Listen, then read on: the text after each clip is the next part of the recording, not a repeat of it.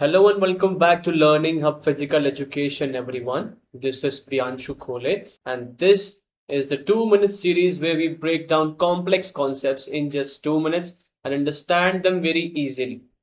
आज का हमारा important topic रहने वाला है normal probability curve. ओके, ये इसको हम बेल कर्व भी बोलते हैं, एनपीसी, नॉर्मल प्रोबेबिलिटी कर्व। जैसा कि आप इस डायग्राम को देख पा रहे हैं, ये एक एग्जाम्पल है कंप्लीट नॉर्मल प्रोबेबिलिटी कर्व का। अब इसका रिसर्च और स्टैटिस्टिक्स में क्या इंपॉर्टेंस है, हम इसके बारे में बात तो करेंगे, साथ ही साथ इसकी प्रॉपर्टीज के बारे में डिस्कस करेंगे। मेनली इसकी 4 इंपॉर्टेंट प्रॉपर्टीज होती हैं। First is perfect symmetry.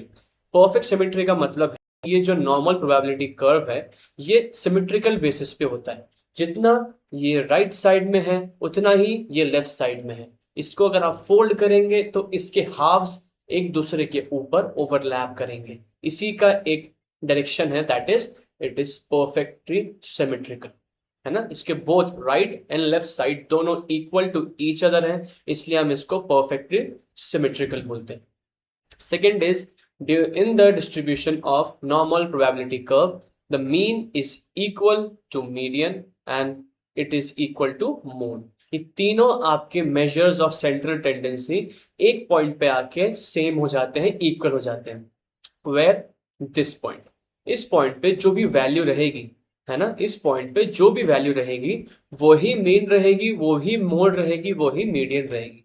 It will be equal to each other, सबकी वैल्यू, इसका एक वर्ड है दैट इज को इनसाइड, है ना। द वर्ड इज को inside. All the three values, all the three measures of central tendency, mean, median, mode, को inside करेंगे एक दूसरे के ऊपर, ठीक है। तो इसकी second property. Third is asymptotic nature. अब एसिम्प्टोटिक नेचर का मतलब ये होता है कि जो ये इसकी आपको साइड्स दिख रही हैं, आपको ये इसके एंड्स दिख रहे हैं ना, ये एंड्स कभी भी एक्स एक्सिस से टच नहीं होते। The ends of the normal probability curve meet the x axis at infinity, ठीक है। और इसका फोर्थ प्रॉपर्टी है कि ये पूरा जो एरिया है, आपको यहां से लेके एंड तक पूरा एरिया दिख रहा है ना, इसकी वैल्यू 1 है। 1 इस पूरे एरिया को सम अप कर लेता है।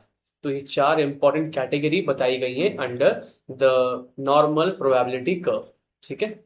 सो ऐसे और इजी एक्सप्लेनेशन और इंफॉर्मेटिव वीडियोस के लिए फॉलो करें लर्निंग हब फिजिकल एजुकेशन को और हमारी 2 मिनट सीरीज को देखते रहें।